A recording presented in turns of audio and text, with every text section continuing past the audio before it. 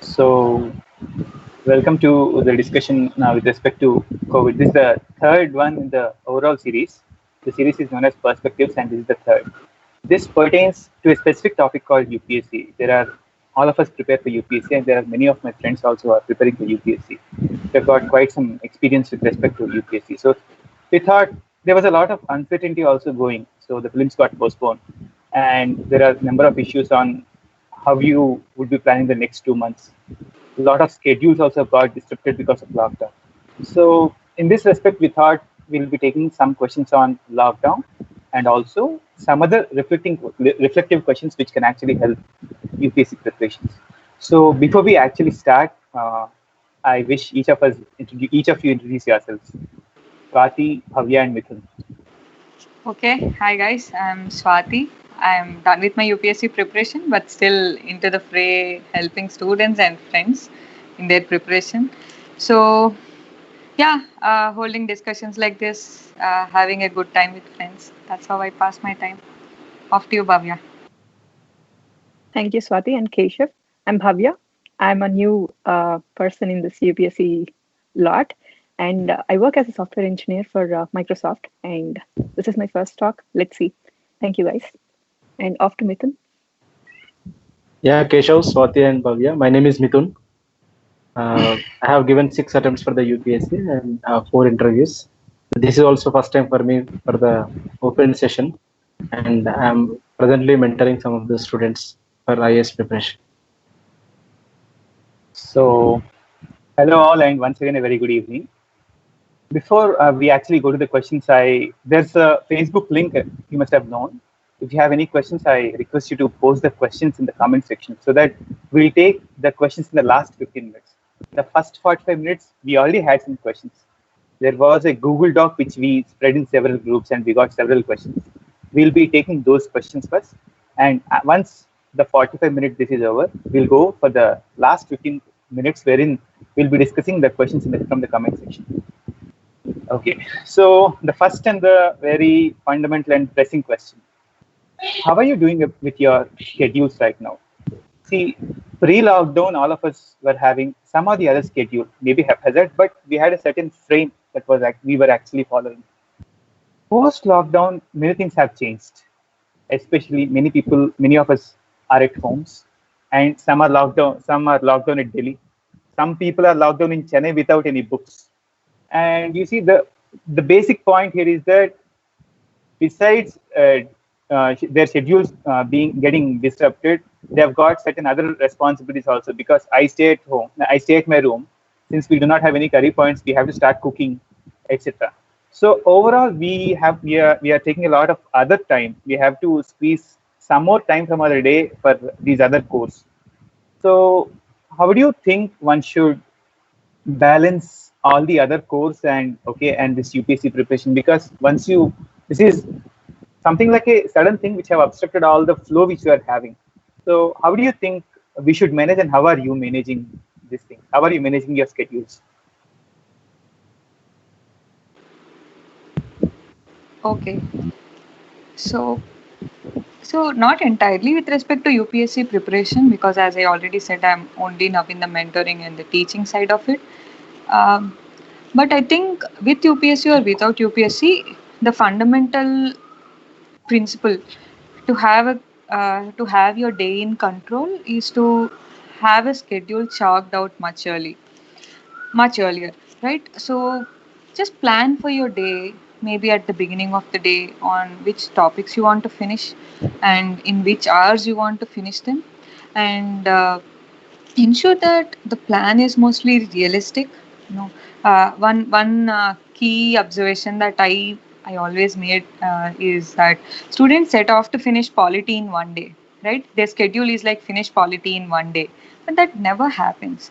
So break down your tasks. Like, I finished these chapters in polity this day, in these hours. Give yourself some breaks. Give yourself some entertainment.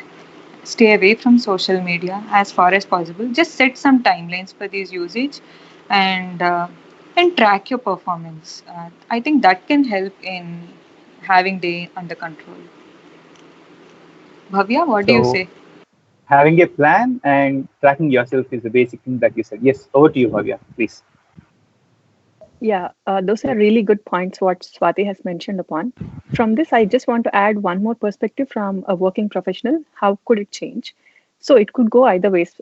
Just because you're working from home, it doesn't mean that, hoping most of you are working from home, doesn't mean that you have ample amount of time in your hand. Sometimes it takes a toll on your mental health because you're just sticking around with your laptop for extended hours. So the first basic thing is to take breaks no matter what, even if you are working on rocket science, first of all, your health is more important. Take ample breaks.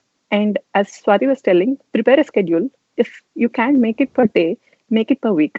No matter what, this is your journey, right? This is your fight. So end of my week, I have to chime in how many ever hours I need, irrespective of it. I have to finish off whatever targets I need for my week, and then I'm good to take a break. So you just have to have this dynamic scheduling and take one day at a time. Don't get overwhelmed just looking at the weekly schedule. Don't get bogged down. So that would be one thing what I learned from this experience of especially working from home. Yeah, those were very good points, Swati and Bhavya. So what I would suggest for the people in this lockdown time is this is the best time for you to do the multiple tasks. A working woman or working housewife who is preparing for the UPSC preparation, they know better time management than you. So many boys or many bachelors who are preparing without doing any job, they waste a lot of time. So this is the time how you utilize the time based on your priorities. Do some yoga. How my day starts is I do yoga waking up at 6 o'clock. Then I do some daily newspaper and all these things. So make it a routine and plan for 2 hours a day at a time. If you sit for once, then you should not get up from your seat for 2 hours. Take a break for half an hour or 15 minutes. Then again sit for 2 hours. And in the meantime, as you said, as Bhavya said, you are in front of the computer for day long. You take short naps, power naps, then use your night efficiently. This is what I suggest in the COVID times. So very good point, points out of you. So I have an extension question to this. Let me just go away from COVID. Suppose you are preparing for UPSC, be it pre-COVID or non-pre-COVID. Tell me what your ideal day is. How do you plan your day? How do your first 2 hours go? How do your first half day go? You plan for a day, or else do you plan for the entire week, entire month? In what chunks do you plan, and what's your ideal day? Yeah, actually, to give you a very broad picture, we should definitely have a monthly goal. Let's say I'm finishing polity, geography in June. History may take 1.5 months, right? It's a very long subject looking at the main syllabus. So entire July may go to history. That is a monthly plan. And maybe economy for August. That's how we chalk out the monthly plan so that we are accommodating each and every subject in our main syllabus within the broader monthly framework. So by December or by January, we should be finishing up the syllabus. That's how a UPSC cycle goes. And now within that month, we break it down further. In polity, I'm going to finish maybe Lakshmi Kant in the first week. And then extension readings of polity, like specifically mains related polity topics, in the second week of June. And once this is chalked out somewhere, written down somewhere in a very big picture where it is visible to you, you have your daily plan every day. You bring that down to your daily plan.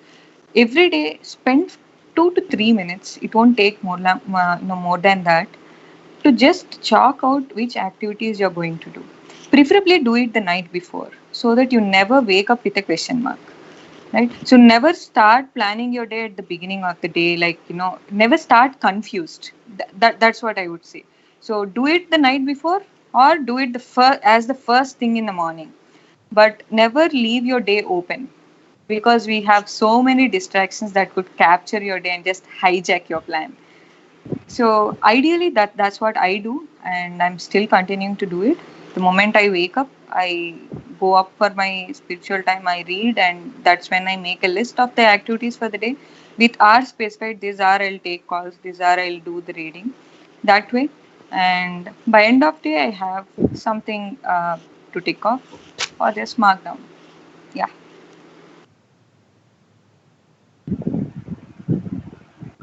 That's a nice take, Swati. So continuing to that, because I've been working throughout this preparation, my atomic level of planning starts at a week level, as I was just mentioning. I have a list of topics based on I used to keep milestones. This is my 3-month goal, 1-month goal, and 15 days goal. So my milestone started from fortnight, 15 days, 1 month, and then 3 months and 6 months. So these are my long-term goals. And I used to have a virtual app like UC Roadrunner, right? So that's how I used to pace myself and imagine that, okay, I'm hitting or not. This is a marathon. This is not going to be a sprint. So you have to have that endurance. And how do I do this? Get this endurance is in a day, I solidly plan at least 4 hours of continuous session. So there's going to be a very small break after 2 hours. So at least I need to have one solid 4 hour chunk in a day. And then, depending on how my day is planned, depending on what kind of commitments I have at work, I'll at least have 2 hours of other revision period, which is less intensive. So it could span either in the morning or in the evening. No matter what, first 30 minutes of my day or first 1 hour of my day is not going to be with phone. Unless there is some World War III happening and I'm getting immediate calls, I'm not going to look into this social media, or I know this is going to distract, but it's not going to be easy. It took a while, but yeah, you'll get there. The first part of your day needs to be the extremely peaceful day. Even if you're doing nothing, just look into vacuum, but don't go back to those habits which make you addicted. That's one takeaway from my perspective. Mithun. So, coming to me, what Swati has said is very well said. You have to plan for a day, for a week, and for a month. What I would suggest is make the plans very short. Don't. It's up to you. It's up to your decision to plan for a month or 2 months. But I feel plan for a week, because even plan for a week and plan for a day. Even if the day gets lost, the next day you will get very great energy. So plan for a day, then for a week, and take 2 to 3 subjects in a week, so that you will not get bored with one subject. And moreover, what Bhavya has said is morning time is very peaceful time. So plan your morning time is very precious, and you should be thinking with a very cool mind. But I would suggest is in the night time, what you have to do before you sleep. What I used to do is I used to revise whatever I have studied whole day, closing my eyes before 15 minutes or before half an hour of the sleep. I used to close my eyes, and whatever I have read, I used to think, oh, I have read history. What is that thing which I could, if I could remember it? Otherwise, I would store as a screenshots in my cell phone. So before, when we sleep, we can't get the sleep immediately in 1 minute or 2 minutes. So I would look at the screenshots, look at the camera pics, so that it would be working as the revision. And in the night also, I will sleep with very confidence that I have read all these things and I have revised also. So this is what I do. And plan for a day, plan for a week, and monthly plan. If you are able to sustain it for a very long time, and if you are a very good planner, then do it. Otherwise, stick with the short-term plans. Actually, I think I can just add to what Mithun has said. I've recently watched a video on TED, which has spoken about the power of recitation in mind. Right? Mithun has just said he'll recollect everything the moment he sleeps in the night. So this video says that even the topmost basketball players, once they finish their practice on ground, they get back and they'll just recollect the way they are putting this ball in the hoop in their mental framework. Right, so they just get it, the movement, the position in their mind, so that the neural circuit entirely is free from further distractions. So it's a beautiful technique for practicing and effective retention. So, brilliant. Essentially, what all of you convey is that have a plan. Do not approach a day or a week without a plan. Number 2, track your plan. Revise, just see how you are going with the plan. And essentially, you should be knowing. Your plan should be predictable to you. You should be knowing what you'll be doing today, this week, if possible. As Mithun said, maybe this month also you should be having a clear picture in your mind, and that is what makes you more and more focused. Yes, Mithun. Yeah, one thing I forgot to say, make it very flexible.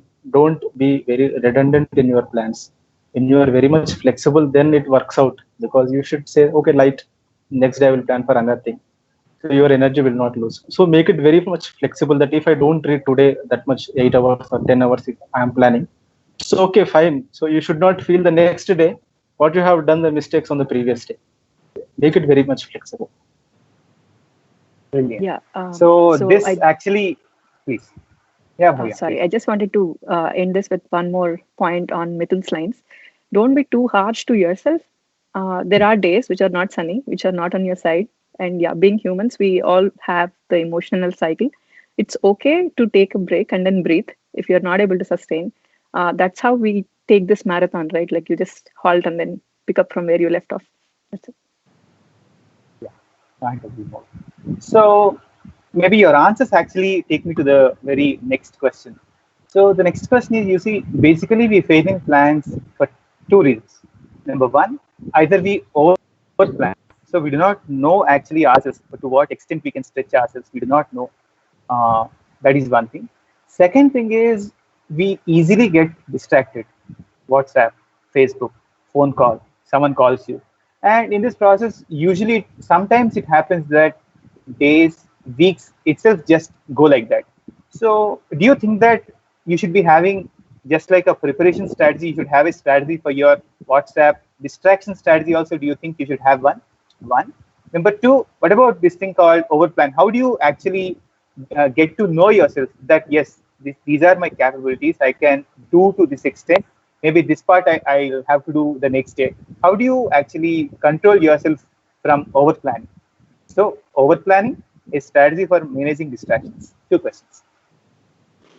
Yeah, I think the first and biggest challenge for UPSC aspirants is our result is 2 years away from our preparation, right? So let's say when we know that a wedding is in 1 week, we'll shed all the kilos.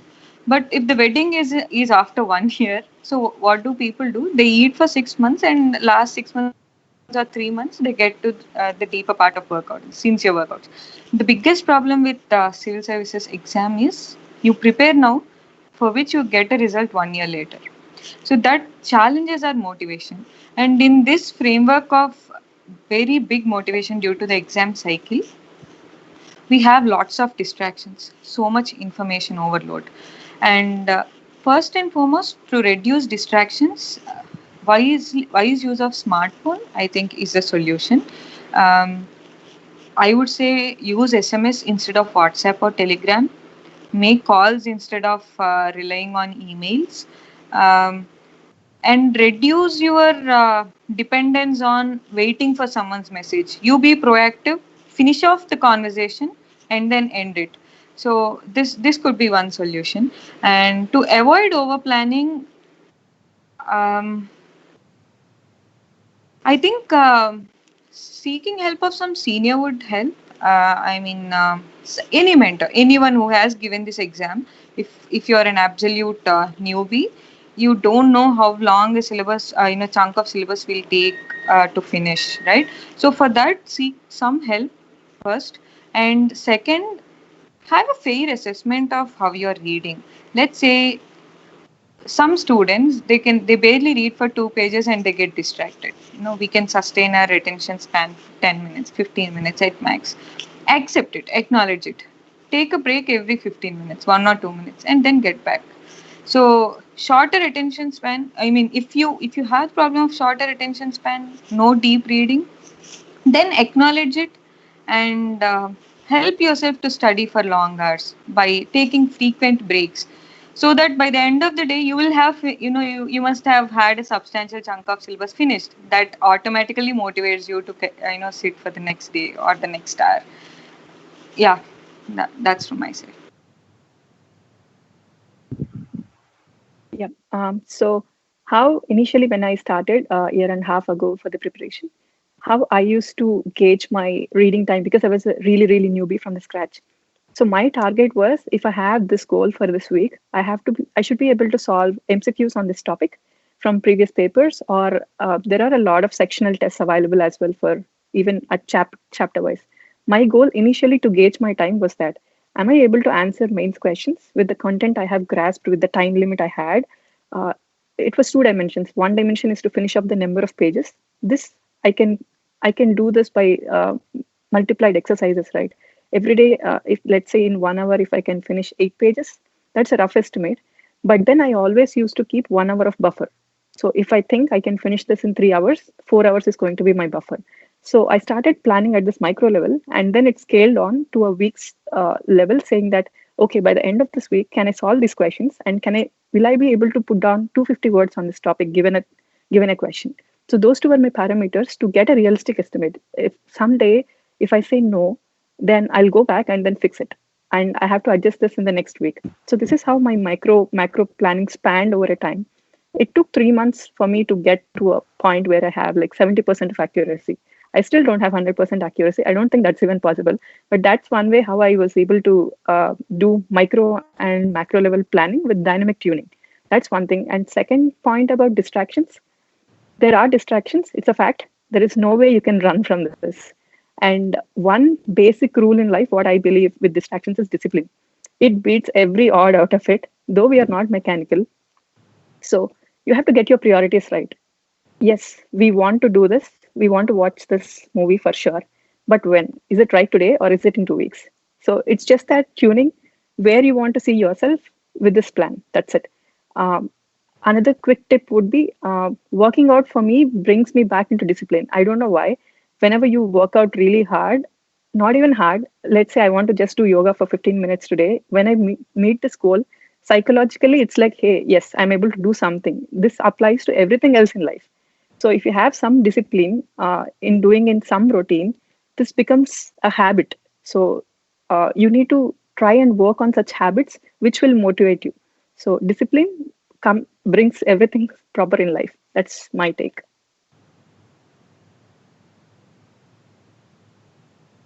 So coming to me, there are two questions, right? How to use the technology and how to uh, plan accordingly without over planning yourself or over stretching yourself.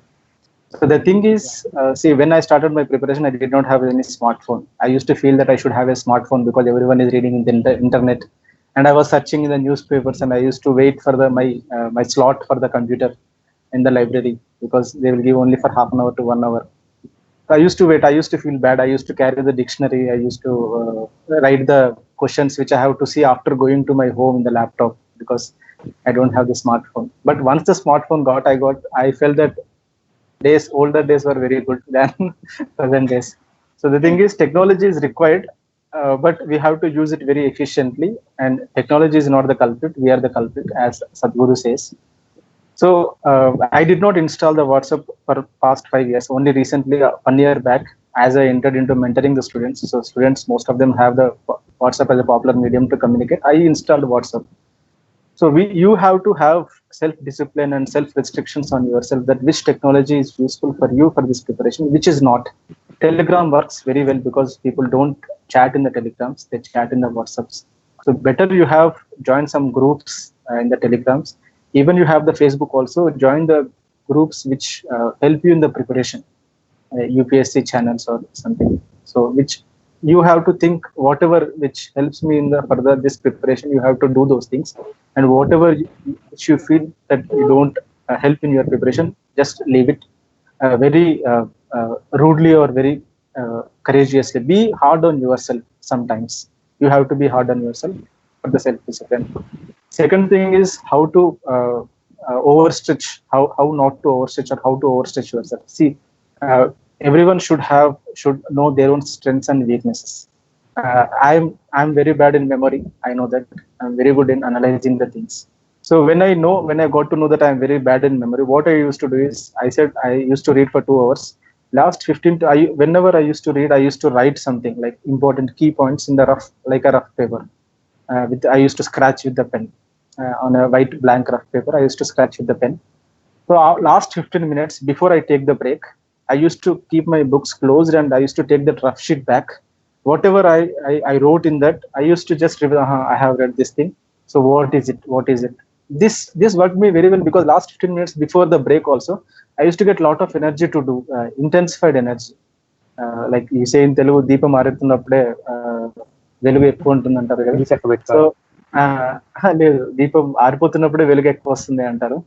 So last 15 minutes before I take the break, I used to revise the things whatever I have read in 1 hour 45 minutes, and I used to take the break happily, go and have a cup of tea. And one should never stretch himself or herself for a very long time, because this preparation you have to read 12 hours or 15 hours every day. You have to think about the UPSC, you have to think about the questions every day. So my strategy I used to tell the students is plan for a week, take 1 day a week a break. Just keep your books aside and go with your hobbies or watch movies or roam here and there. Just forget about this UPSC, just enjoy the life, because what happens is after a month it keeps on adding the pressure to you. So don't feel the pressure. That is the reason why.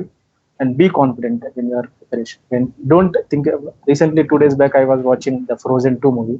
There was a very beautiful dialogue in it saying that when you are unsure about your future, when you don't know about your future, you have to do the next right thing. So you are unsure about your future, so do the next right thing. That's all. Don't worry about your future. So with this, I will end my thing. Very well put. So Actually, fundamentally, I think if we can just say, there is this power of a routine, right? Once we train ourselves to do the same thing at the same time multiple times over a period of time, it as I was referring to this TED video, it beautifully summarizes. I think we'll just share the link once the talk ends. So it says how a neural circuit is established with a routine, so that you don't need to make a decision every time, right? You wake up at 8 o'clock, what you should do? Question mark? No, you wake up at 8 o'clock and it's definite on which thing you're going to do next, right? We don't think about brushing our teeth, nor do we think about taking a bath. Then why do we think which subject we should read? Should I write a question or not? Right? Such things should become automatic, and we should train our mind to make such things automatic, and we can do it. That's what is the power of practice, right? So when we see people excelling in the same shot, just see Roger Federer, how he plays. Now the same shot, beautiful every time. And it's just the power of practice, one. And second thing, as to why pressure builds up, is we have this you know hyping, or overhyping of ideal student. One who detaches himself from rest of the world, one who sits under a tree and reads. And we are humans and we are social beings. We cannot detach ourselves from the ecosystem. You cannot escape a good Pavan Kalyan movie, nor can you escape a top rated Bollywood movie, nor can you escape a family gathering or a good dinner or a McD burger. So these are just common things which you are used to. Acknowledge them, and as long as we keep fighting them, we are in the same loop of acceptance and rejection. So just accept you are just another guy or a girl who is preparing for an exam. Of course, this exam needs a little more rigorous preparation and a more well defined strategy. Get it right and have your pleasures nicely sorted out and your incentives clearly planned. That's it. very well put, Swati. Basically, all of you concur on few things. Number one, old is gold. Refer if it's possible, go for an SMS. If it's possible, no iPad, or don't click on the smartphone, or else don't make notes on the smartphone, but write. So go back to your older habits. Number one, have a very strong routine, some discipline, cultivate discipline that makes you stick to that routine. So, and importantly, have at least one thing in a day which you do well. For example, as Bhavya was telling, at least one yoga routine. If you do at least one thing rightly, you can take that momentum to other things. So do at least one thing right. Come what may, that you should not move away from one thing. So before I switch to my next set of questions, next bundle of questions, one very Bhavya had last something to say. yeah, please. No, I just wanted to wrap on this topic saying that the whole point, the zeal with how we start with UPSC on day one, you need to sustain. The longer you put pressure and fall into false myths, we stop enjoying this process. The day you enjoy this process, you're not answering your own soul, right? What's the whole point of doing this for somebody else on this earth when you can't justify this for your own self, for your own soul? Why UPSC? This should be your straight, sure answer from heart, not from just your mind. It should not be a rotten answer. To keep this zeal alive, then all the points what everybody else was saying are so relevant. So that's what I just wanted to say. You have to enjoy this process, and there are days which are low, but those are not the bar. You have to pick up and then start loving the process again.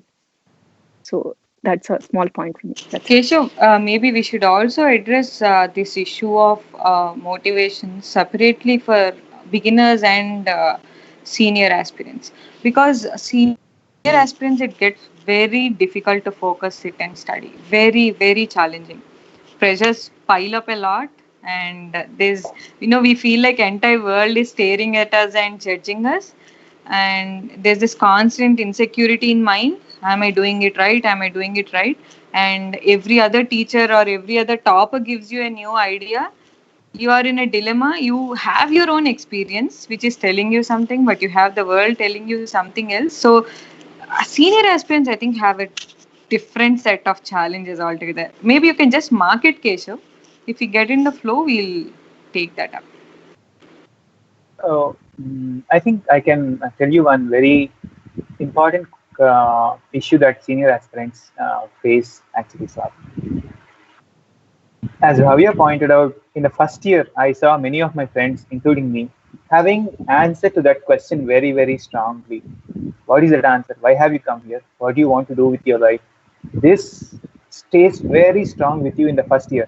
Second year also. Third year, if two prelims fail, it's a different case. Okay, if you write mains in second attempt, fine. If you do not give if you fail 3 to 4 consistent prelims, it's a different case. You'll be looking for a plan B. So the thrust or else the focus that you had in your first attempt, where you had the answers very clear, though they slowly keep on diffusing. And by your fifth or sixth attempt, what happens is that answer is completely lost. Actually, I actually wanted to ask you this question. If there is one question that, or else one statement that always comes after you, what is that statement? Okay, I'll come to that question at a later time.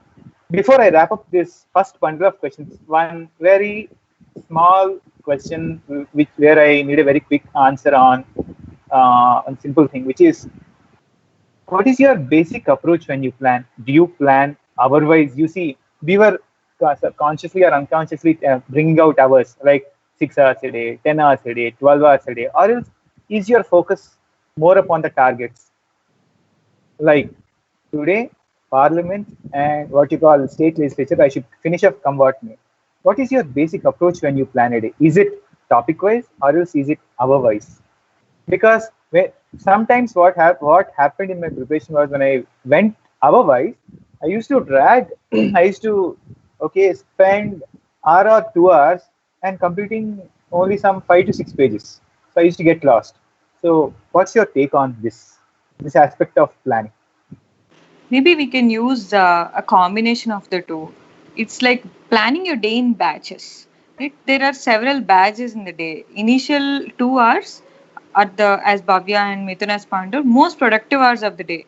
So do the priority number 1 task in those 2 hours. So divide your day into batches, and second batch, that's where your newspapers enter, and maybe some phone calls and WhatsApp messages enter your life, and you have to plan for breakfast and of course some tasty breakfast. So many choices come that may eat up into your mental capacity and may eventually lead to mental fatigue also. So that time your focus should be on minimizing distractions, definitely, and to maximize your productivity, right? So in the first 2 hours, if you can finish lots of chapters in one sitting, in the next 3 hours, maybe 9 to 12, is when your productivity will fall a bit with the amount of distractions we have. So ensure that the focus is on getting distractions away and sticking to the target. So this batch, I think target based approach is much more relevant. And afternoons usually I consider as are the laziest. So that's when you give task again. So plan yourself hour by hour, and maybe 2 to 3, 3 to 4, make writing an answer or solving a test paper. So between those hours, where you can fit in a time-bound task, let's say 2 hour prelims paper, or maybe solving 5 questions of mains. So these are time-bound tasks, right? So that can be fit well into the afternoon, and evenings I think should be left to hobbies personally. But yeah, so this is what I believe. Um, and if we just leave it to target, also there's one risk of overstretching it. So I read one chapter and then that one chapter will never be finished. So having it divided into a batch, and within that batch you have to finish a particular target. That's what I believe. Yeah, I think I resonate with what Swati has said. I also have a mixed planning. The heavier side, whichever, like my optional, or let's say something which I really don't know, and very hard subjects or very hard topics, and some of the current affairs, those I'll leave aside for the task itself, because I don't know how long they take. This is the first time if I am facing something really jargon, I really can't time it. Yeah, that's fine. But when it comes to revision, I kind of remember how long I would have taken for finishing of something. I obviously should take lesser time than how much I did before. So I kind of time my revision. So every day, let's say if I give 1.5 hours to revision, then I divide that into number of feasible topics. Okay, if this state legislature could be finished, let's say in 1 hour after how many ever revisions. This is just a example. So my revision used to be with time chunks, but major topics are never they're taken as topics as whole. But in order to just have the satisfaction or see how productive I was, I follow this Pomodoro technique, which is a Japanese way of measuring your breaks and your focus time. The whole point is about my focus time. It's not about how many hours I clock in there. It doesn't matter. Even if my Pomodoro is 3 hours, those are 3 focus hours. And I have enough breaks spaced out between each Pomodoro. So that gives me a good estimate of how my week was. So this is how I try to tune. So this Pomodoro also has what task I was doing and how long I took. When I go back to revision, I already have a trace of what I did and how long it took whenever I did that. So this gives me some analytical ability to go back and see if I'm going wrong somewhere. Did I distract in a few points? So that's one thing. This is where technology comes in really handy. And there are few off hours where my brain really says, no, I cannot read, I cannot concentrate. Then my audio books and good videos from YouTube related to UPSC will come in, or any other platform, be let it be. So I try to finish whatever I'm supposed to read from that audio guide. And in the next revision session, I try to pick up this book and read and see if I am able to finish by clubbing my audio power and then my visuals. So that's how I try to dynamically manage both with by exploiting technology. Yeah, very beautifully said by Swati and Bhavya. Actually, what they have said is very much right. I won't disagree with them. But I say that when you are reading for the first time, don't plan for the hours, plan for the topics. If you are doing the revision, plan for the hours. Because when you are reading the Parliament chapter, if you keep that in 1 hour, I have to complete this Parliament chapter, then you can't enjoy the Parliament chapter uh, very exhaustively. So I have a habit of reading very much slowly. I don't say that I have completed this Parliament chapter in half an hour. To answer to yourself, don't read for showing to others that I have completed this chapter in half an hour or 45 minutes. No.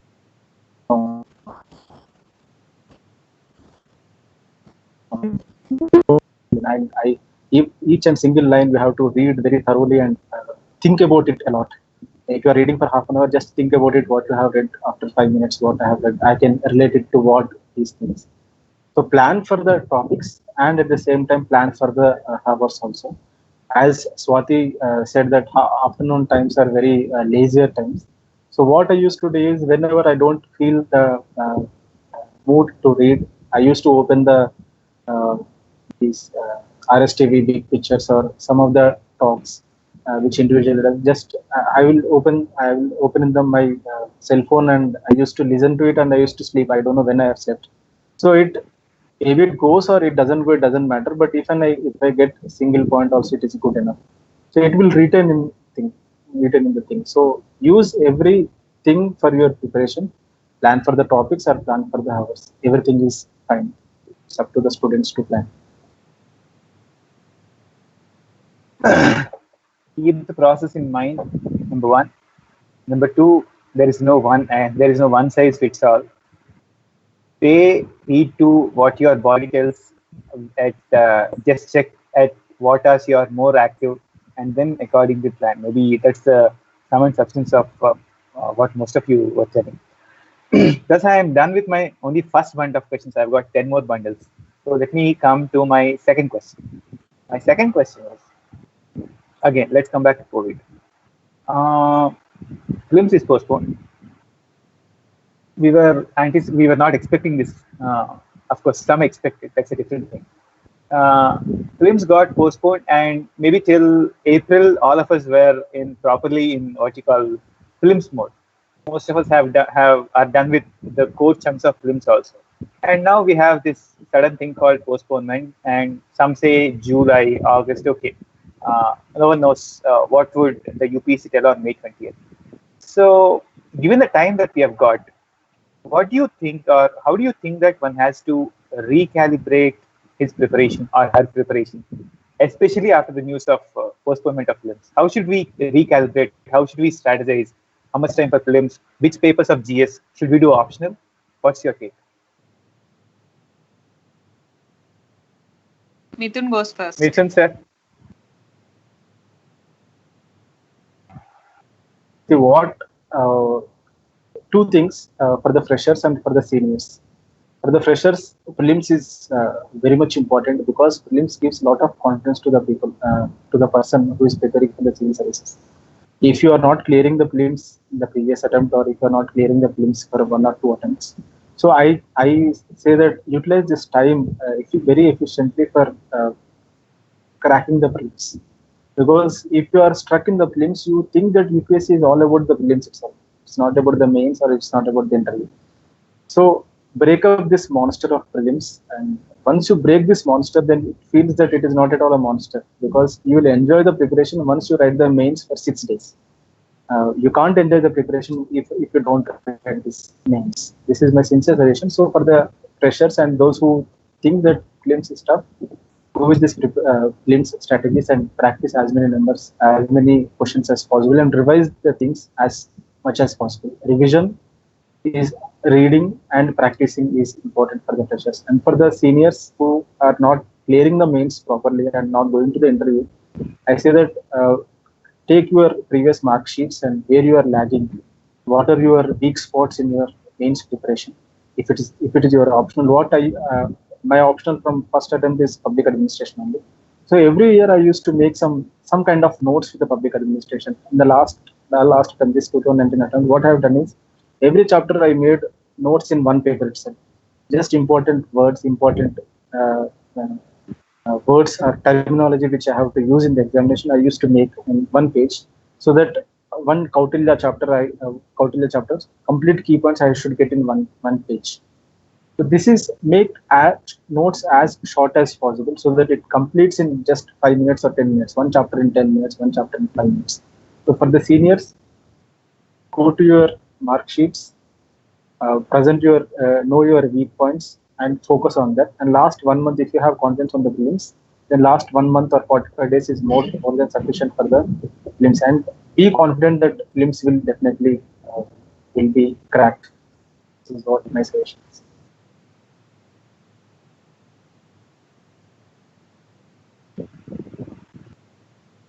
Swati, your take. Okay, sorry. Yeah.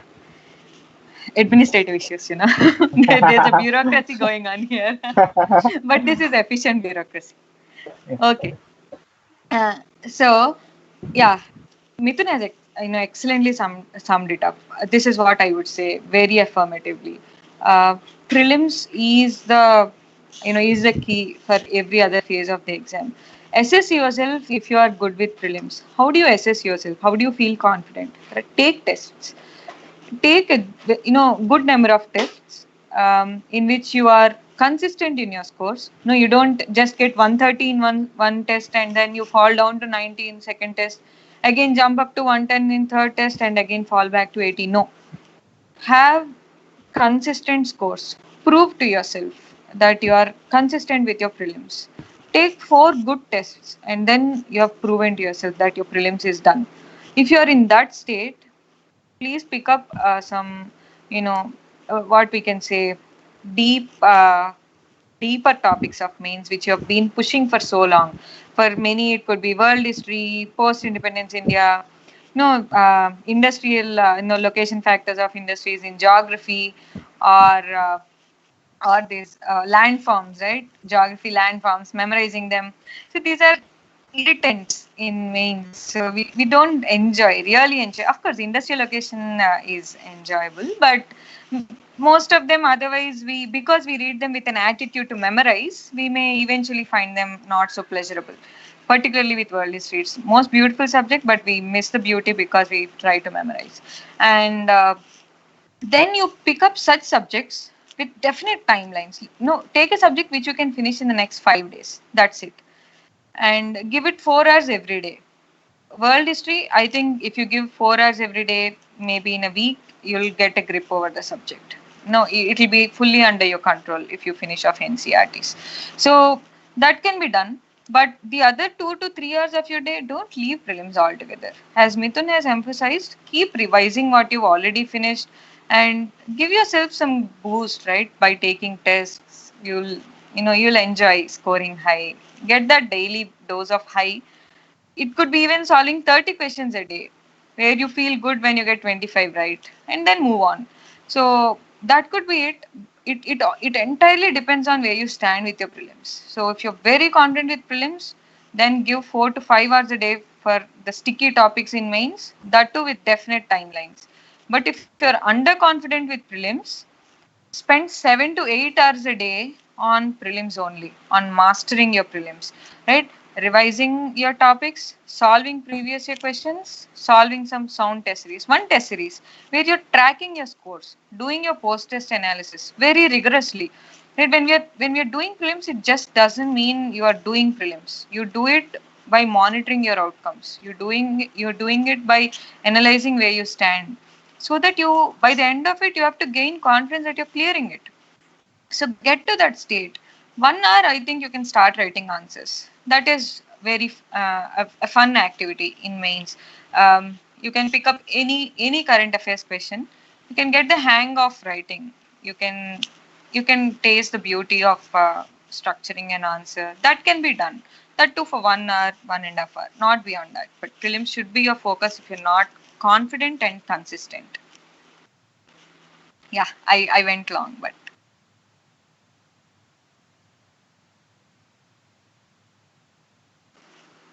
Keshav, you're on mute. Someone's talking? Okay. No, I am waiting for Bhavya to talk. Yeah. I'll just their both experiences summed up really, really in a fantastic way. It's like a myth buster for a lot of freshers as well as seniors as well. I just wanted to emphasize on one thing, which is CSAT. It might be, it could be as easy as we talk, but it might not be as well. Whenever you're bored, please pick up CSAT as well. So that why do you want to give it a benefit of doubt on the last day? So just focus on CSAT, not as much as so many number of hours, but sometime randomly see some topics, see some previous papers, even get your hang on that as well. And just a generic point, when prelims is going to be, and what there is a lot of uncertainty, as in every one of us know. Let's all hope that prelims will happen someday, whatever day it is, whichever day in the year it is. Are we confident to face this thinking that it's tomorrow? That's my gauge for my preparation. Every time, like from the beginning, whenever I was preparing, I always I know all these plans, everything is there, but my thing in my mind is, I have prelims in a week. Will I do the same? This will be one question. Even if I'm preparing in June, July, August, it's setting a false target, but it's only to tone your seriousness towards the exam. That's it. So you're always prepared that you have only 1 week for the exam. It doesn't matter. It's going to be on December 31st or June 31st. And imagine there are a lot of senior players who will be competing and who will be actually honing their skills at this point, then we obviously have to pick up and be in the game. That's from me. Brilliantly put. So fundamentally, you haven't entered the UPSC game unless you haven't cleared unless you have cleared your prelims. So the most important focus has to be prelims, and of course, the subjects in prelims occupy almost 60% of your entire mains also. So focus on prelims, prelims, prelims. That's all. Maybe that is the thing that you are trying to communicate. So this makes me to finish off my second bundle of questions, and I enter my third bundle. You see, lockdown has been first they said it for 1 day, then it went for 21 more days. Now we don't know when it ends.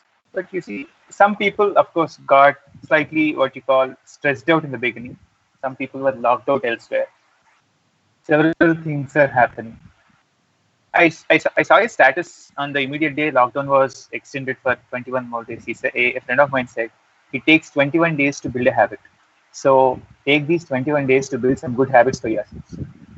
Suppose you have to choose one or two habits, only two habits that would that okay. Tell me two habits of yours which are actually helping you a lot. Something that you have cultivated recently, or is something that you have been practicing for a quite a long period of time that actually are increasing your productivity or whatsoever. Be it UPSC or general things, suggest two habits which you and how did you go about them? Mm, yeah, just as Bhavya said, I also work out every day. So working out helps a lot. It's like that one takeaway we have, and there's a beauty in getting fit. In being able to carry our weight easily, in being able to sit for long hours with deep focus. It all comes with workout. Focused workout and healthy eating habits, I think, is something I have nurtured over a period of time, and it has really changed the way I approach every other aspect of my life, be it reading, be it participating in activities around. It has changed. One. And second hobby, maybe I should say reading good books or watching good movies as per your interest. So if you can sit for long hours, deeply engage with an author, um, nothing beats a good book. So read good books, not just non-fiction. I think the moment we get into UPSC, we get into the habit of reading non-fiction. No, even though we understand or not, we want to hold those big Raghuram Rajan books and Abhijit Banerjee ka economics. No, not necessarily. Amartya Sen. No, please. If you love reading Geoffrey Archer, just go and read. If you still love Ayn Rand, read. Or even Chetan Bhagat, why not? So just read any book, which makes you sit for some time and spend time on your own. And yes, if you can't sit and read and you want to engage your other senses also, nothing beats a good movie. So you can watch amazing movies. Here also, there's no definition for a good movie. You needn't watch Schindler's List or Shawshank Redemption if you're a UPSC aspirant. You can still watch Bahubali or Kanulu Kandulan Docha. So it just comes down to who you are. Find your passion and just do it. That's it. And have some 1.5 to 2 hours every day for what you love to do. That will really, really matter a lot over the long run, right? You cannot directly relate with the outcome of the exam, which is 2 years away. Not everyone's like Bhavya, if I can say. So, so, so just treat yourself with daily treats and pleasures. Yeah. That's a good take. And coming to my habits, the first one I have, which I think is a real boon, which I worked very hard throughout the years. It didn't magically appear on one day, is the distinction between zoning off and zoning on. Because I deal with two different worlds. One is an extremely different corporate world where I have nothing to do with UPSC and no aspirants, no environment at all. And then second is extremely different UPSC. So it was very difficult initially because the lines between end of the day, it's not you as a person. You are emotionally being carried into these two heavy draining concepts. So I practiced over a period of time meditation.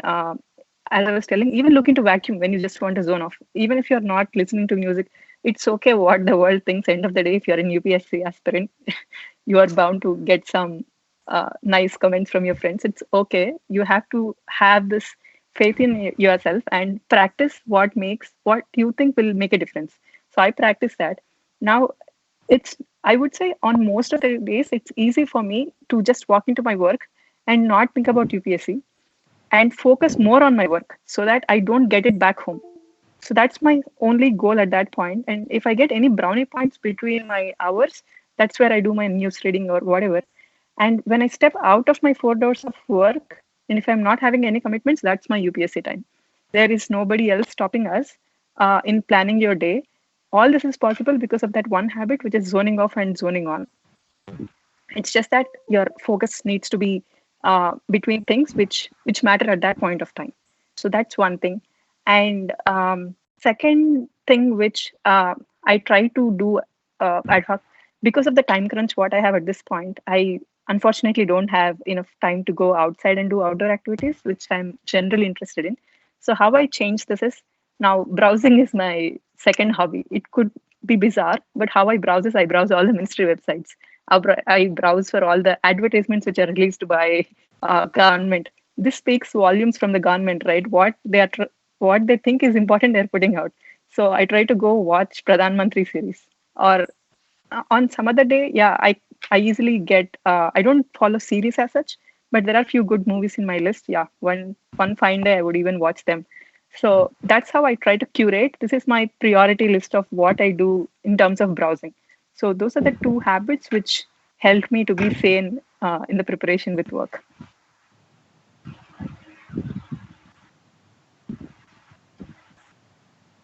One thing I would say is I did not change much of my habits in this COVID times. What I would say is one thing I changed from past 20-21 days is I'm waking up early. I used to wake up at 9 o'clock or 9:30 in the morning. So now I'm waking up early at 6 o'clock and doing yoga with my father. It's a very great opportunity for me, because he said, because my father doesn't do yoga. So I said, I do yoga, but in odd times. So he said, yeah, I will wake up in the morning. I don't do yoga, but you wake up in the late in the morning, but you do yoga. So we'll combine both our strengths. So we are doing yoga from 6 to 8 daily in the morning. So this worked very well, and you are completing all your yoga and everything by 8 o'clock. Then you have very long day for to go on. So make this habit work on. Even if now, even if I'm sleeping at 2 o'clock or 3 o'clock, I'm waking up at 6 o'clock. So this worked very well for me. The second thing, as Bhavya said, is make a habit of watching good movies or good series.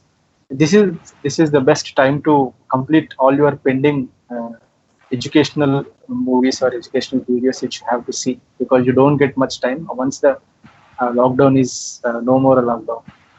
So watch Pradhan Mantri series, watch Samvidhan series, or watch some other things which, whatever you watch, try to adapt the knowledge which you get through it in the UPSC. Just think of whatever it is.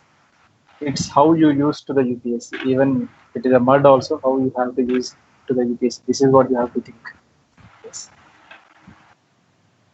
Yeah. Wow, we have very studious people.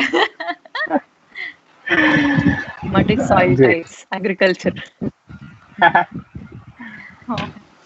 So now comes my favorite set of questions. Actually, I have several other questions also, but since we are running out of time, I very quickly want to jump to this set of questions. These set of questions I want you to reflect, given your experience, all three of you, and come up with an answer. Suppose, let us suppose that all of us started our preparation around 2013 or Bhavya in 2019. Suppose you got a chance wherein you could use time and go back. You can use a time machine and go back to 2013. Tell me, what is that one thing or two things maximum that you knew when you started your preparation, which would have dramatically changed the way you prepared, or which would have actually made it made things much easier for you. So, what are those one or two things which you think, I wish someone had told me at that point of time, and I had stuck to them. I stuck to them religiously. What are those two things? I think first thing that rightly occurs across to me is to have a good mentor. I wish I had a mentor who is committed to my exam as well as she commits to her exam. No, a mentor who owns my preparation. I wish I had one. No, a mentor for whom my preparation is not just a pastime activity. It should be a serious activity. I wish I had one like that. And second thing, I would have got my strategy right. I I faulted on my exam because of lack of strategy. I was scoring very heavily on my GS papers every other time, and I was very good with my essay and ethics papers. So what should I ideally done? My goal should be to never get my ethics and essay wrong, right? That's what I should be doing in the ideal scenario. But what did I do? I took my ethics and essay for granted because I was consistently scoring well in them, and I put my focus across all four papers of GS, which consume lots of my energy. So if you're good at something, make it the center of your exam. So because I was good with my essay and ethics, it should have been at the center of my score, and then I should have one layer around it with my four GS papers, which insulate my ethics and essay, and one layer around with my optional, which I was pretty bad at. It was public administration till my last attempt. So I should have done this. Getting the strategy right, yes. Learning from the mistakes, observing it very closely. Yes, I wish I've done that. So, in my short span preparation, I would say I should have self realized the importance of previous year's papers. Why and how? So, I started by looking at UPSC syllabus, like everybody tells you, just to rotify this whole syllabus. I did, and then I read even during the first attempt was only prelims focused. I just picked up 3 months before the exam, and there is no holistic preparation of both because I couldn't comprehend what that means even because I was not able to analyze the papers. And that was with the first attempt. And then I realized I went back and then I really looked at past 25 years of papers to see what it is all about. Now, if I go back and see, every topic really makes sense. Why certain topics are there in GS3, why they are linked with something in GS1 totally makes sense. All this is only possible because of this amazing resource, what UPSC, it's a one-way communication. So it talks to us only through these papers. I could really, really emphasize and suggest to everybody, don't take them for granted. That's the only way we understand what UPSC is going to put it out. Writing an answer is important, but understanding why a certain topic is there in the syllabus in the first place, why it is important for the country, is as important as the topic itself. Is my take on it.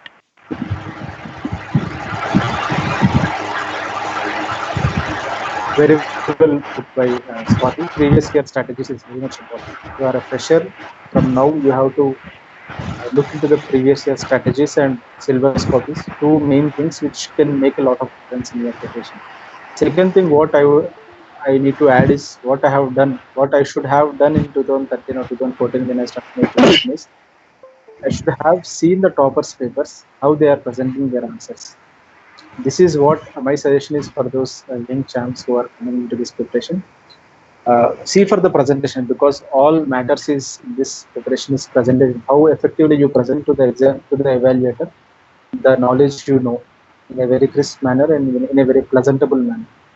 So the thing is, you have to collect the proper answer sheets, look into how they write, what are the jargons they use, what are the diagrams they use.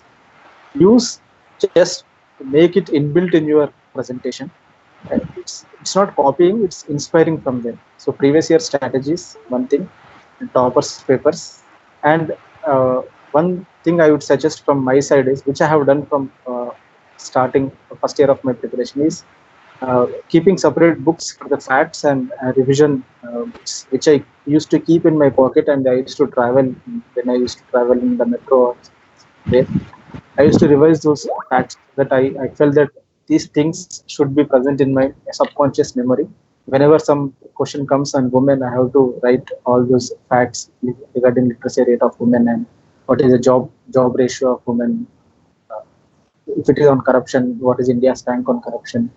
In which department there is more corruption? So these kind of facts you have to use. So previous year strategies, proper presentation, and add your own masala to it through your facts and through your understandings. This is what I would suggest.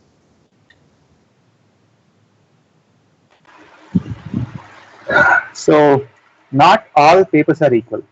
Optional is different from GS.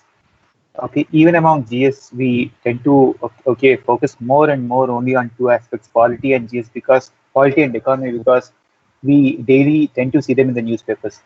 So maybe we should not all though UPSC wants to respect the ideal of equality, not all papers are sufficiently equal. So treat them unequally, discriminate them, and accordingly plan your preparation.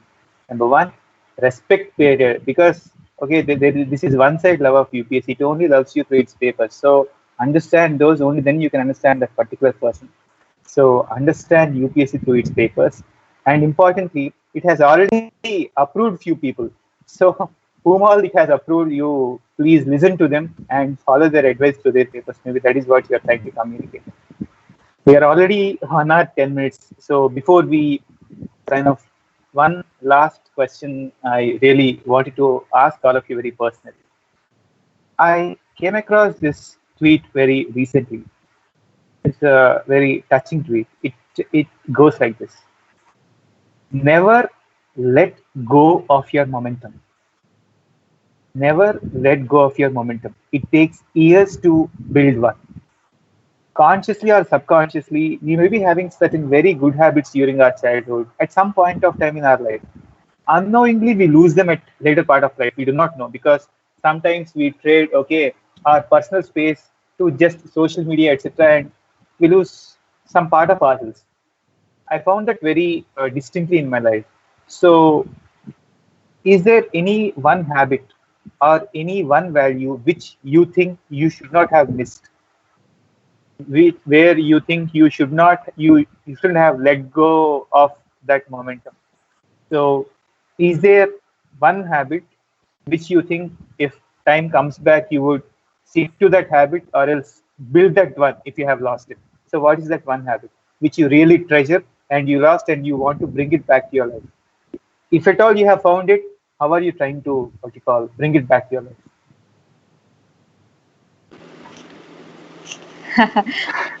This is a very nice question. So So, I think right, just I like should other say, questions. of course, Keshav, of course. So maybe I should say two, but actually the two are organically interrelated. So I would say writing. I used to write a lot. I know from time as a kid, I used to scribble poems, write stories. I somehow lost it. Now I'm more into reading mode, listening to podcasts, watching videos. So somehow that habit of sitting and writing is lost. And the extension of it, writing my diary, I missed it.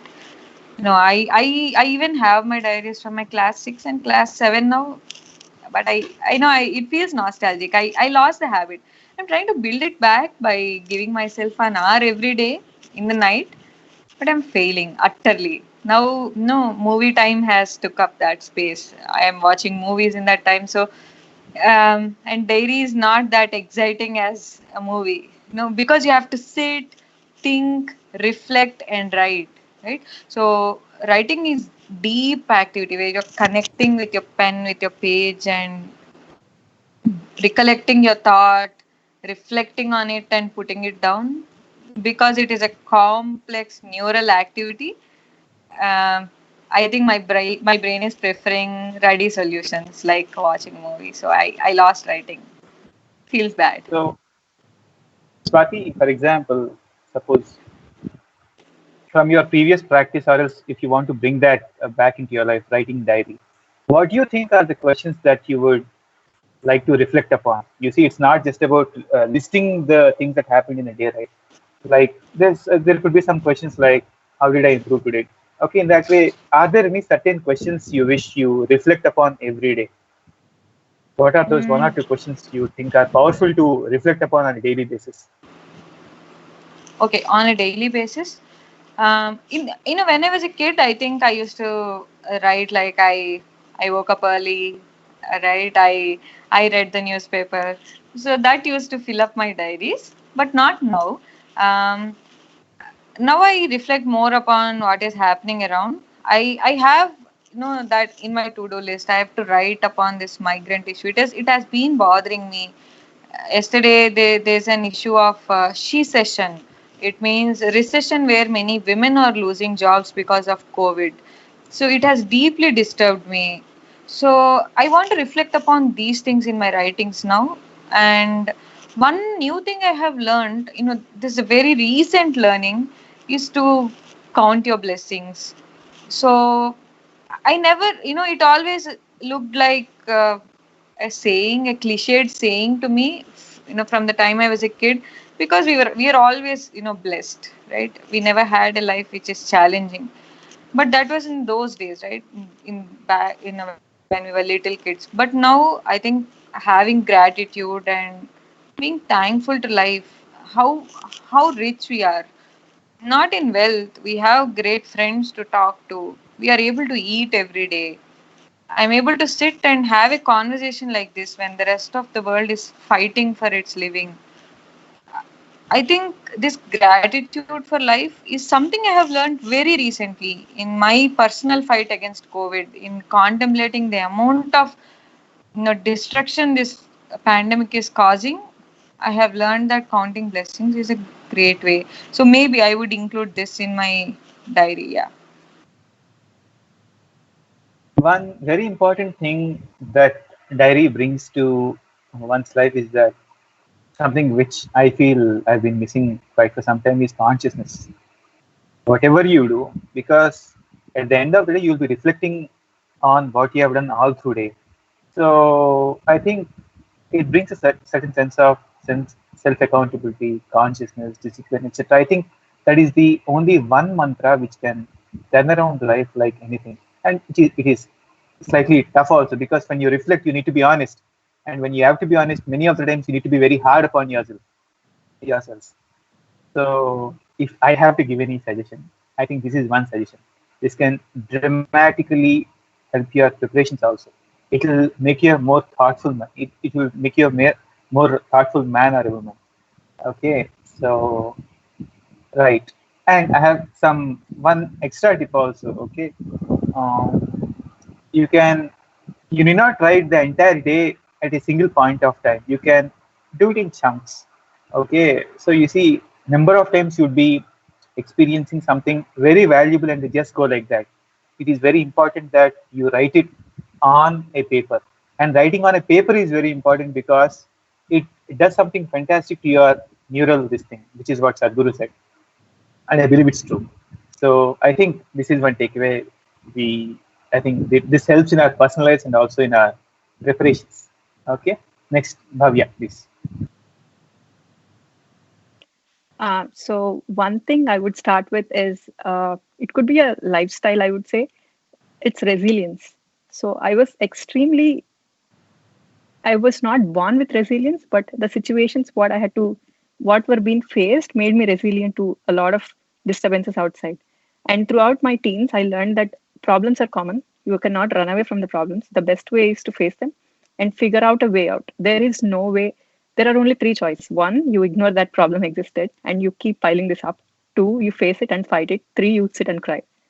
So I did all three. And then it took a lot of patience, resilience, and then it took acceptance. So you being humble, and at times you have to just bow down to nature and say, yeah, this is what it is. And then it messed up. Yes. How do I fix this? So I was this go-getter at a lot of my teens. And then I traveled different countries with just a backpack. a girl in her 20s, early 20s. I figured out life very hard way that. So it's it could be a story like rags to riches in a middle class version. I would say it's not at Vijay Mallya's budget, but yeah, it's the other way of Vijay Mallya. So I saw life that way, and then there came a point just before my UPSC preparation. It was like a if I could draw a triangle, I would always call it like a in a funny way. It's like a Bermuda Triangle of my life. It everything sunk in. It's the lowest point in every other angle you would see. But then I lost my greatest pillar, which brought me up throughout my years, which is resilience. Then, oh boy, there I was really lost with all this work where my parents were always so proud that I could go figure out even a world war if I had to go fight.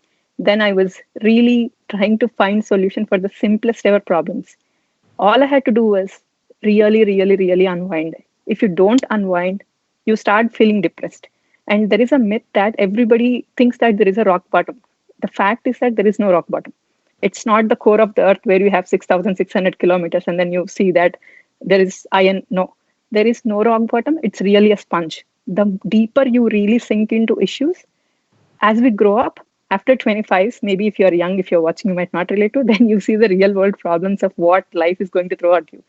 So there is only one way to deal with this. Face the facts, how ugly, how let go of things. Let go of things which are not good for you. And then finally figure out how to come out of this. There is no other way to fight this out. So face this with courage.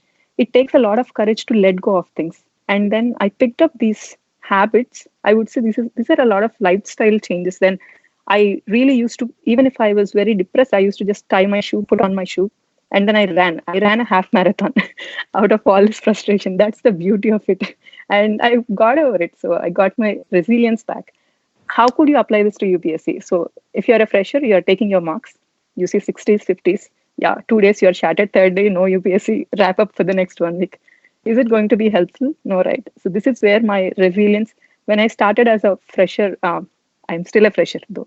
So I used to see those scores of 60, 70, 80. Then this only one quality, what made me to stick to and believe in myself. It's okay to fall down, but all it matters is how you bounce back. So bouncing back is much important than falling. And take my word for granted, you are going to fall for sure in any aspect of life, let it be this or that. And that's one greatest point what life has taught me, irrespective of preparation or anything. And the second fun activity what I would miss, this is something I regained, so I put it first to sound it well. The second guilty part, now it comes. So I was training in classical dance and all these beautiful things even after I left India. But with that time crunch, I know it sounds like an excuse, but yeah, someday I have to go back and then finish my unfinished degrees in whatever those art fields are. Those are, I have a tall list of those. So yeah, before that's one of those reasons why I look forward for a day. Someday I'm going to knock them off from my list. Those are my two habits, lifestyle things, which are keeping me sane.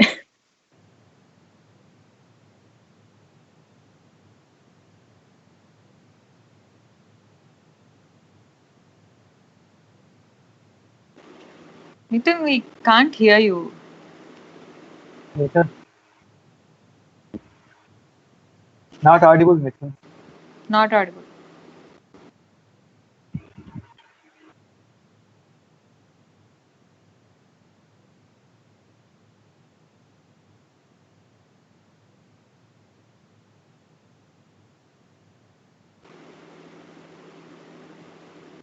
Mithun, Can you try without earphones? Maybe if there is a connection problem, just to check out.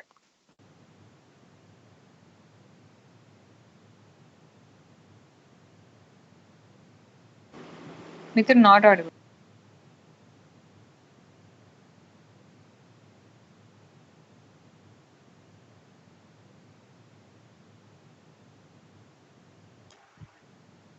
No.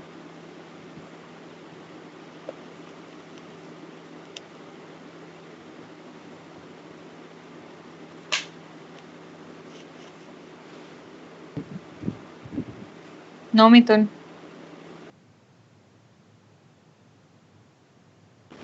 It's not your Wi-Fi, I suppose, because your video is clear. There's no big distance.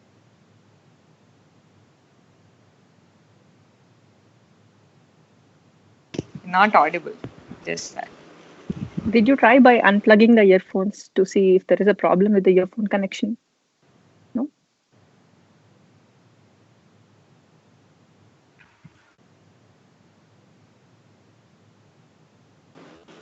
No, Mithun.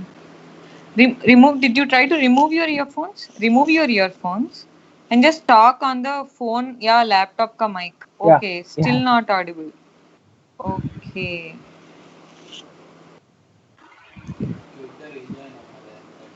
Okay. Fine. Mithun, you can just end the call and join again.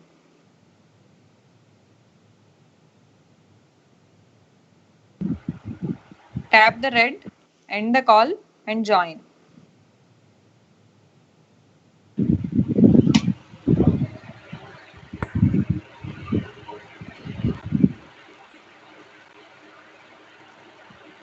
Mithun, I'll call you. Just a minute. Keshav, you and Bhavya keep on going. I'll just talk to Mithun. So Bhavya, if you had any one regret, what is that? It's a very good question. I would say spending time with parents. Apparently, due to our busy lives, all of us realized the family time during Corona, right? But even before, with how our education system runs, post your 10th grade or before your 10th grade, you are virtually kicked out of home. You live in boarding schools. And those are the moments what this generation in specific miss. And during this marathon of running all these years of life, then I suddenly realized post my 22 that, oh shit, we didn't spend enough time with parents. Then how do we do? It's really sad at times, but yeah, that's a harsh reality. If I have to go back and fix something, I would somehow magically figure out a way where we all could stay together in a single ecosystem. That's from personal front. And with respect to career goals or UPSC anything, uh, in very short term, when I wanted few things, let's say I wanted to crack some company's interview, I wanted to do Joining masters. Yeah, I think Midun is visible. Yeah, Audible now. you just finish and we'll go. Yeah, Please. sure. So I was able to secure some really amazing schools for masters as well, but due to few financial whatever constraints, I wasn't joining. able to do that. I was very, very, very regretful at that point of time. That why me and why could I not get what I want in the short term? But believe me, time answers. It really beautifully answered after a few years. If I had to go back and change, I would not do anything. Whatever has happened has taught me much more valuable lessons. Uh, and the joy of getting things after you fight for it really matters than you getting it as a free lunch. That's my biggest takeaway. So no regrets on how things panned out in terms of education and all. Yeah, just one thing is quality time with human relations. That's one regret. You should have more and more personality development sessions with you. Oh yeah, more than Oh my God. you're just beyond the exam. Exam is a small thing. Mithun, what are I'm your sorry. never let go of your momentum? It takes years to build one. What is that one thing that you regret losing? I also used to write a lot of short stories and linking the past with the present. And I used to read many fictional books like Chetan Bhagat books and some other books, novel kind of things which I can learn. These two things I missed after coming to this preparation. I was not writing well enough, and I was reading just the UPSC books rather than the fictional books, which I used to enjoy a lot. Once I felt very bad that I was not like this 2 years back or 3 years back. I used to enjoy reading, but most of the time we are spending on reading subject books. I'm not spending on other books. This is one I regret writing, but writing takes a lot of energy, and it gives a lot of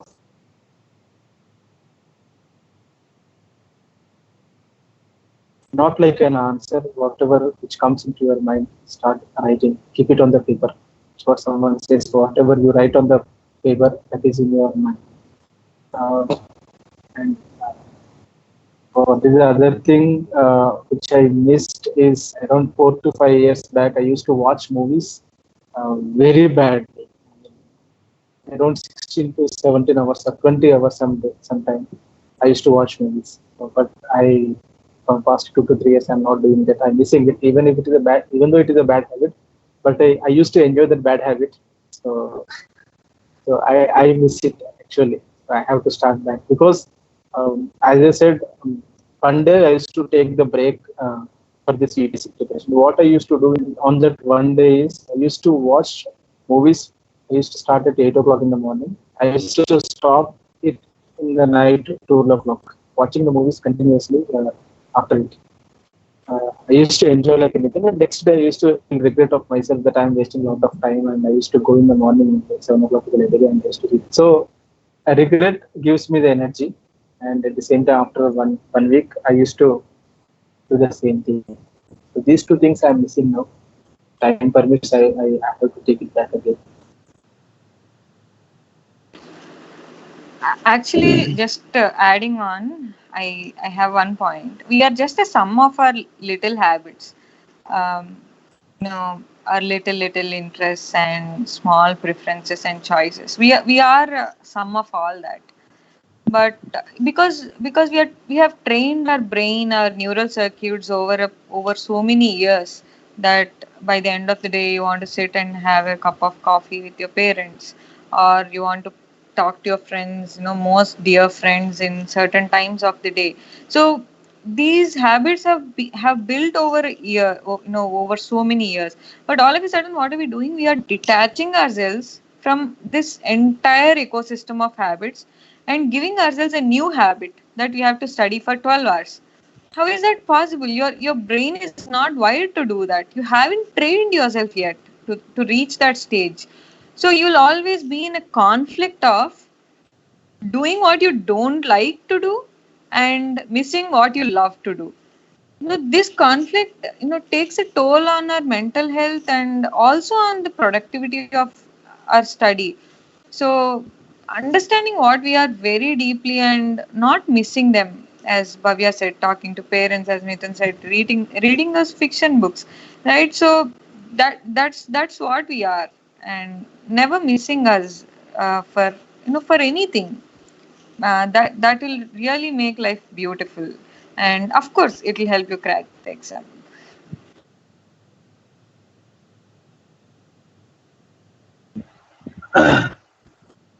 I never appreciated in my childhood the importance of classes. So innocently, one day I went to my English teacher and said, "Sir, what is the purpose of class? Because anyhow, I'm not listening to your class. I'm reading the books myself. What is the point? What is the significance of listening to a class or a teacher?" Then he said, "Keshav, reading to listening to a class of one good teacher is like, okay, getting the substance of some hundreds and thousands of books." Frankly, I really, I understood, I did not understand his insight then. More and more after having several such conversations with some very important people, in my life, and people like you, I really feel that what he said was very, very wise. And I prepared for some 10 questions. And many times, okay, and I'm done only with 3 questions. And many times I had to interrupt in the middle so that I have to check the overall time. So people say you should do things for the pleasure of doing things. I really enjoyed that. Okay, the entire process. I see a lot of pleasure in the entire process. So I think we should meet one more time at least, so that at least you forget others. At least I'll be happy. So in finishing the list of questions I prepared. So for this week, I think we'll sign off and meet once again. Okay, and finishing off the rest of the questions. We have reflected on several things which hardly any coaching center tells, or even do the toppers talk tells. We spoke about how you manage yourself, how you manage your stress. Okay, the different aspects of planning. Some very personal questions like what your biggest regrets are. Okay, okay, what are the habits you wish you should not have lost?